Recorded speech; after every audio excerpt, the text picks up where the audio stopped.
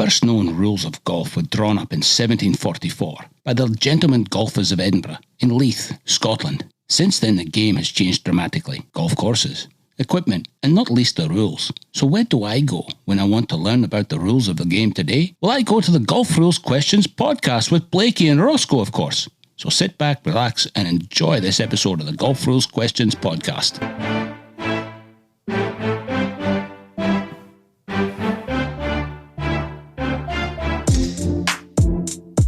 Welcome to episode 42. Yeah, so this is on live stream, which is a little bit of a shock for me because I'm watching myself with about a 15-second delay. But yeah, the Golf Rules Questions podcast, episode 42, is back. Now, it's just me flying solo today. Roscoe's taken a hiatus. There's an E, there's an either, and another one. He's taking a hiatus, so it's just me running the show. Probably means it will be a little bit quicker. That's no on Rossco, but I don't have the gift of the gab like him. Now, I think we've only done a few. I had the break, the 6-week break where I had annual leave from my Golf Australia job. So we didn't do any podcasting during that time. Then we came back, or I came back to work, did a couple of episodes, and then we had a bit of a situation with said employer. And I am no longer an employee of Golf Australia, so don't need to beat around the bush with that one, but I am back doing the podcast, still increasing my knowledge of the rules of golf, as I'm hoping that I'm helping you to increase your knowledge of the rules of golf as well, especially during, depends where you are in the world, but Australia, we are back in lockdown, most of us. So there's not too much golf getting played. So good chance to increase your knowledge of the rules of golf. Now, you can actually go on, this is live streaming on YouTube. If it's successful, I'll keep doing it. But there is a live chat function. It's probably going to be a little bit delayed as well, but there's a live chat function on YouTube. So what I'll do, because this was the first time I'm doing this, and there's going to be many chances for me to correct all the mistakes that I've made. But what I will do is tell people when I'm going to do a live stream, and then you can be available and ready to answer the questions. And that will be a little bit easier for you than, hey, look, Blakey's live streaming. So I do have a agenda that I'm going to go through. Popped out a fair few rules videos in the last 2 months, even though we weren't firing with the podcast. So we've got a few to catch up with. Now, we also importantly have the Golf Rules Question of the Week 41 that I have not answered for you yet. So just reiterating on what that was. If it is not physically possible to drop the ball in any part of the identified relief area, the player is not allowed relief from the condition. Is this true or false? And the answer is true. So obviously, if you get free relief, if you're entitled to free relief, then you can try and work out your relief area. But if you don't actually have a relief area, then you can't take free relief. That one's pretty simple, I would have thought, even though it makes it, when you say it out loud, like in that question, you're thinking, no, but he gets free relief, or she gets free relief. You got to give them free relief. Well, that's not quite true. If there is nowhere to drop, there's nowhere to drop. So this was an interpretation of a definition. So the definition, nearest point of complete relief. Interpretation number 5, player physically unable to determine nearest point of relief, complete relief, that was an addition in 2019.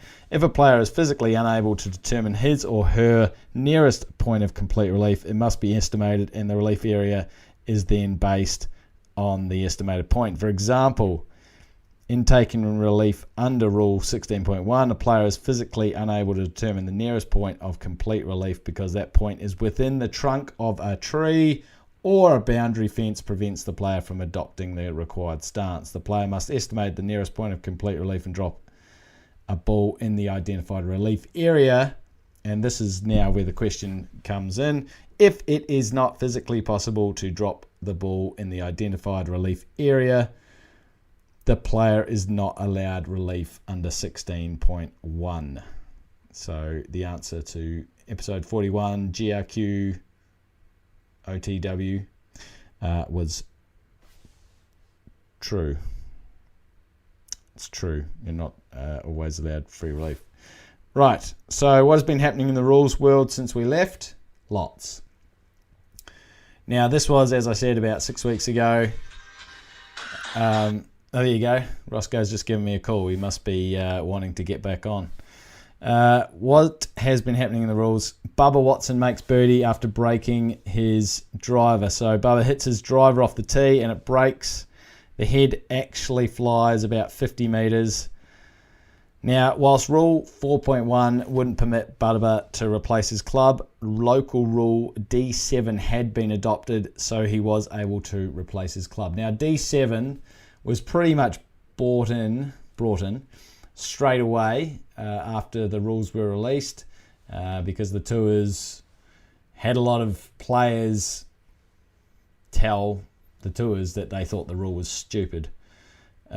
So they brought in local Rule D7 to mitigate and take it back to what it was. And I'd say or suggest that D7 would most likely be an adjustment of the rules, but in 2023 to back to what it was. But I don't know. I have no idea. I don't have a crystal ball.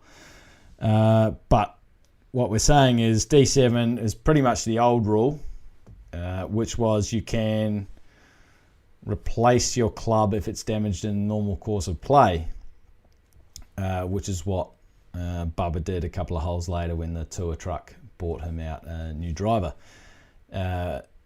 He could have tried to repair it if he wanted to under Rule 4.1 or played with it as it was, which was in two pieces, a shaft and a head.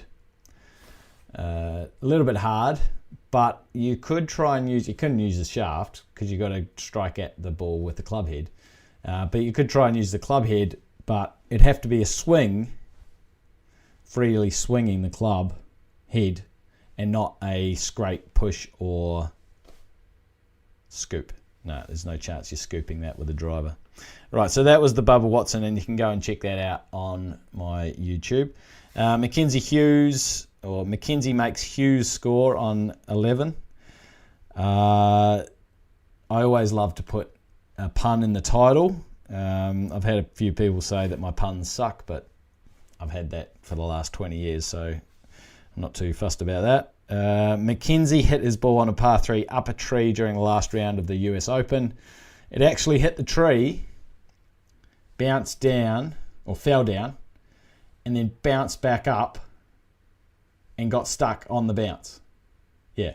And so then they actually were able to identify that it was his ball, and the spot directly below where the ball came to rest, where its final resting place, the spot directly below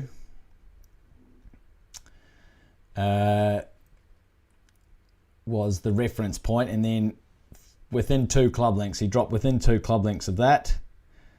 But what made it difficult was once he dropped and then he re-dropped and then he placed on the path, he then got free relief from the path. So go and check that one out in my videos there. And then I think he only made like a double or triple, which I guess is a huge score, but it was just the fact that his last name was Hughes. That was my pun. Louis Oosthuizen gains free relief at the US Open. Louis had interference with a cart path during the US Open. It was from his area of intended swing.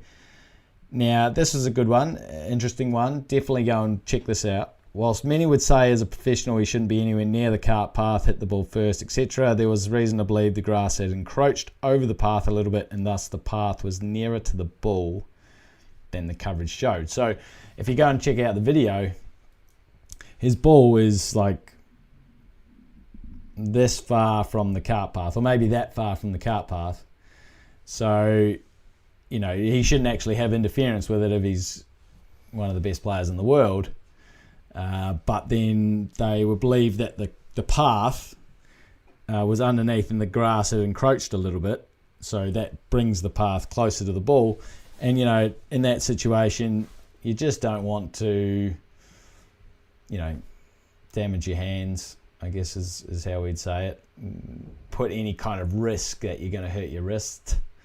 And in those situations, because there was so close to there, giving him free relief for a situation like that, to me, seems fair or seems okay. Like, I wouldn't worry about that. You know, it really hasn't changed the shot that he had.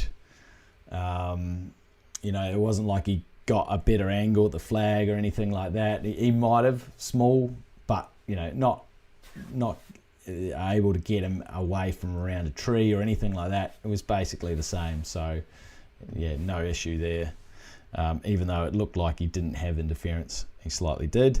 Mike Modano's albatross was actually, his albatross, this was at a charity celebrity event.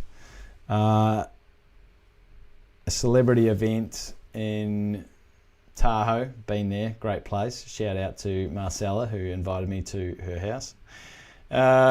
And they play this every year. And Mike is a ice hockey player, and his wife was caddying for him, who is a professional golfer in her own right.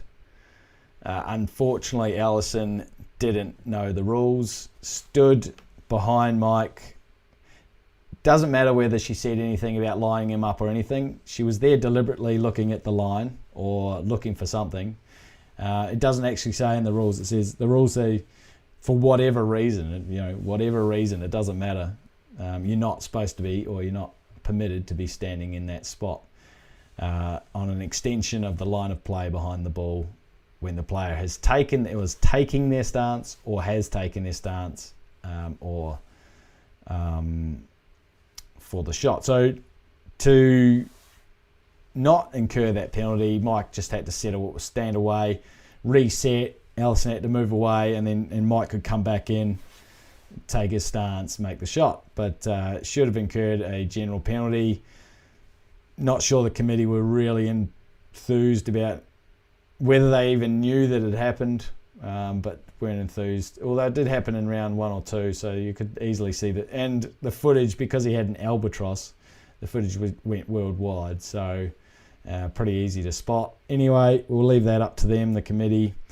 Didn't quite get that one. So it should have been a birdie, but it went down and probably will go down as an albatross. And there's some, it'll come around next year. Oh, Mike Modano's albatross last year. So I'm sure I'll bring it up and say it again next year. Right, so I told you it would be a lot quicker just by myself. Background bingos. Last time, Rossco's was Barnbougle and mine was Torrey Pines. I think that's because the US Open was on at that time, so I chose Torrey Pines. I haven't really got a background bingo. I mean, I have. If you can sort of see it, it's not those trees. I've got some trees here. Those are actually 3D, but the picture behind, you can actually see. I'm looking at the wrong spot. You can actually see if I just put my hand. Oh, these are things that I'll learn. Right there, the done, the DUN. That stands for the Dunes. So just on the Mornington Peninsula, the Dunes Golf course. Very nice golf course, Tom Doak design. So that'll most likely be, since this is my new podcast studio, that will most likely be my background from now on. So yeah, probably no use playing background bingo with that one. Ivers, it was too long ago to have any Ivers. Now, I do have some live chat, which is something a little bit new to me. So I've basically sorted through what this episode was. Obviously, as I said, very quick. So let's answer some of this live chat. Now, you can see that, obviously, if you are joining in with YouTube or watching it, this will be posted later. You can watch it. So the first question from Joshua's Limitless Gaming: what are local rules? Great question, Joshua. Local rules are, because I did mention one before, local rule D7. So you've got the rules of golf, rules 1 to 24, and then local rules are for situations that need an adjustment of the rules of golf. Okay, so courses everywhere are so different, and so some courses suit the rules without any changes, whereas other ones need a slight change just because, or a slight addition is probably an easy way. You know, every course should have standard, what are the boundaries. That should definitely be number one on your local rules. And then local rules like is E5, stroke and distance, the alternative to stroke and distance, is that adopted? Or, if you hit your ball out of bounds, you have to go back to your last or your previous place played. If the local rule E5, the alternative to stroke and distance, was adopted, then the player they have an extra option. They don't have to just go back to the previous place played. They can work out where their ball went out of bounds, and then on an equidistant arc to the start of the fairway plus 2 club lengths, you can drop your ball anywhere within that area, no nearer the hole. So you could, you're 100 metres from the green, you've hit your ball out of bounds, you could actually drop your ball in the rough 120 metres, or drop your ball in the fairway 105 metres, just no nearer the hole within that relief area. So that's local rule. Preferred lies E3, that is a local rule. I'm just talking about the common ones. F5, local rule F5, that is for when there's an immovable obstruction close to the green. So an immovable obstruction close to the green, your ball, you're thinking about putting, it's on your line of play. So that's one. Your ball is within 2 club lengths of that immovable obstruction, that's 2. And then the immovable obstruction is within 2 club lengths of the green. So if that's true, then you would be permitted to get free relief. So hopefully, Joshua, that has answered your question about local rules. Now, I've put slow mode on for the questioning, so basically you can only ask a question every 5 minutes. But since I don't have too many viewers, I really should open up the floor. So there's a good learning or an error, a mistake that I've made, and I'll change that for next time. Now I've got another one here from Justin Wright. Do you think tour players have a technique to drop the ball to encourage it to roll away, i.e. rolling off the fingers so that it can be placed? I have thought this on many occasions. Great question, Justin. I would hope not, but I do agree with you that I think there are some that do it. I am more in the game of trusting people and would, unless it's so blatant, I would usually call it that was just normally how you drop. So unless it was blatant, like they've actually spun it, I've got a ball here. Unless they've spun it, if they've sort of let it roll off the front of their fingers, I don't see that is being done deliberately to make sure that the ball rolls outside the relief area so they can then place it, but it could have. So I do think that some of them have that in them to attempt it, but yeah, I hope not. Justin's replied, I'll take that as a yes. Yeah, it was the terrible diplomatic way of answering that question. Now, this is only short and sweet, but for the other 4 people that are watching, feel free to. Steve, what's the time in the UK? It must be about 9 a.m. something like that. You probably can't answer that, Steve, because you've got to wait 5 minutes. I'll make sure I change that for next time. Steve, Rule 16 allows players to play the ball as it lies in the GUR. Yes. Can clubs make a local rule to say you must take relief from the GUR, or should they make these no play zones? You've basically answered your own question there, Steve, in that can clubs make a local rule to say you must take relief? That is by the club. To do that, they have to make them a no-play zone. Does that make sense? So, it used to be compulsory GUR. That was a few years ago. That'll probably confuse a few people. But if a club wants to make you not play the ball as it lies, they make it a abnormal course condition no play zone.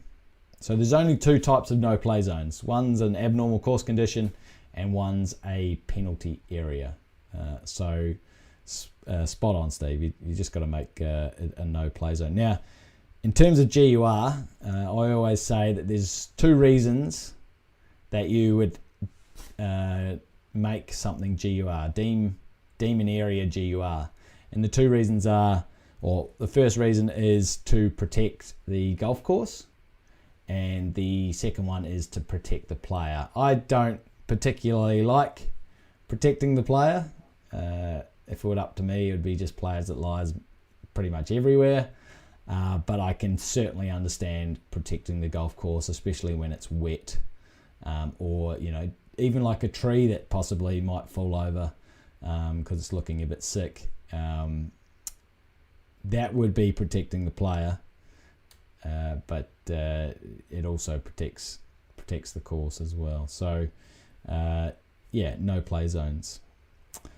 I hope that answered your question, Steve. Now, James T. Didn't know there was a podcast at the moment, especially on Friday afternoon, which is perfect during lockdown. Question, how do you deal... Well, thank you, James. How do you deal with a playing partner that won't agree to the rule? I've got all the hard questions coming out today. So first of all, playing partner, not to be, what's the word? I'm going to stuff up my own correcting of someone else's terminology. How stupid is that? Fastidious? No, it's particular. If you say playing partner, that always means, under the rules of golf, always means someone in a 4-ball or foursome. So it basically means your partner, the person you are playing with to try and win the competition. I think in this question, James, please correct me if I'm wrong. I'm sorry you have to wait 5 minutes. I'll fix that out next time. Fix that up next time. I believe by your question you mean someone else in your group. So we're playing stroke play and you mean someone else that just doesn't agree with what you're saying. And, an easy one would be, hey, you've balls on the green. Steve hits his putt from on the green and it hits your ball, and you say, hey Steve, sorry, but that's a 2-stroke penalty in stroke play. And Steve goes, nah, it's not, I don't believe you. Well, in that situation, if you're their marker, you bring it up with the committee before the scorecard is handed in. Bring it up with the committee, and then let the committee deal with it. They'll ask all the questions, and then they'll determine what the outcome is. In that situation, they're just going to tell Steve, hey Steve, read 11.1. It's a penalty. So make sure you add that to your scorecard. And if Steve doesn't add it to the scorecard, you don't have to sign it. And, the committee know about it as well. So Steve's going to be disqualified for that. But, the principle around if your group member, another player is the technical term in stroke play, another player doesn't agree, best thing to do if you've got a bit of time, show them the rule. We don't all carry rule books out there, but you can get the rules of golf on your phone, smartphone, the app. You can't even see that. Wow, that's so bright. It's good because it takes the wrinkles away from my face. So show them the rule. If you don't know where the rule is and you're just going off what you've heard, I think Nigel said it, play 2 balls, or get the guy or the person to play 2 balls. Make sure you bring it up. The easiest way to bring it up is actually by saying, hey Steve, did you know that there's a penalty if you hit another ball on the green when your ball, when you made the stroke at your ball that was on the green? And Steve goes, nah. And you go, oh, and you sort of play along. You go, yeah, I'm pretty sure you're penalised, but we should check with the committee. And so Steve realises, goes, okay, yeah, let's check with the committee. But if you do know exactly where it is in the rule book, just say, hey, it's rule 11.1, penalty. And if they don't agree with that, yep, take it up with the committee, and the committee can enforce the penalty there. Geez, we've got a few coming through now. Justin again. Can you take a second provisional? How's it scored? Also, I like the video format where you talk rather about the rule than text overlay. How do I fit 5 minutes of question into 200? Right. Can you take a second provisional? Yes. The second provisional relates to the previous ball. So Fraser hits one off the tee and he thinks it's gone out of bounds, so he hits a second provisional. Hits a provisional. Thinks that one's gone out of bounds, so he hits a second provisional.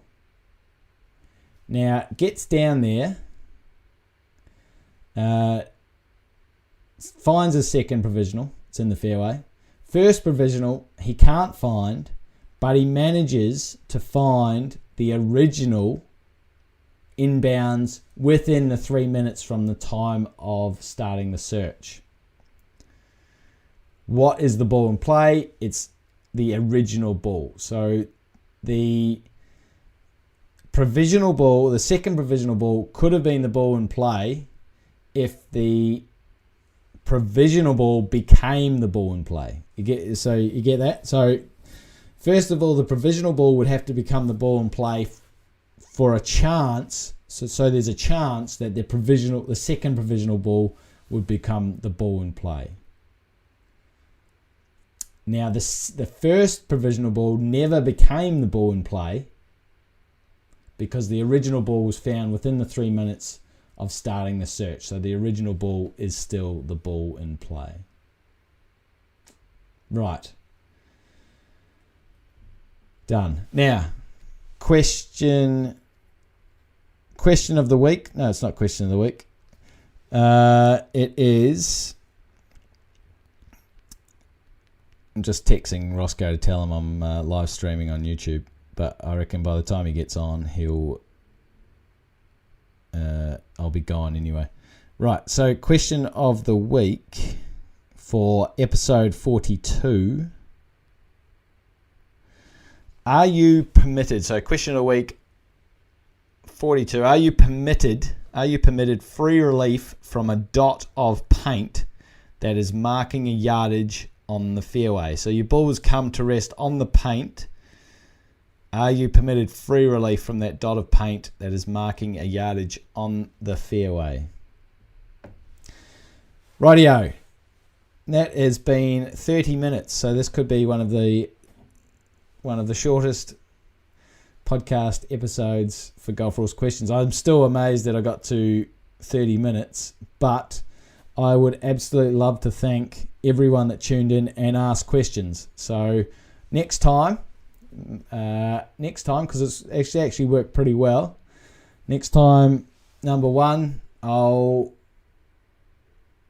let you ask a question every 1 minute, or every 30 seconds, and we'll see if I get too choked up or if it goes really well.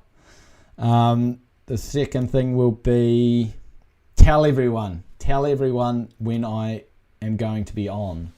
So I will schedule when I will be on, and then more people will understand when to tune in. So really hope you've enjoyed the live stream. That was episode 42. The recording will be on YouTube, and I will get this up onto Anchor for all those of you that have podcasts. Oh, last thing.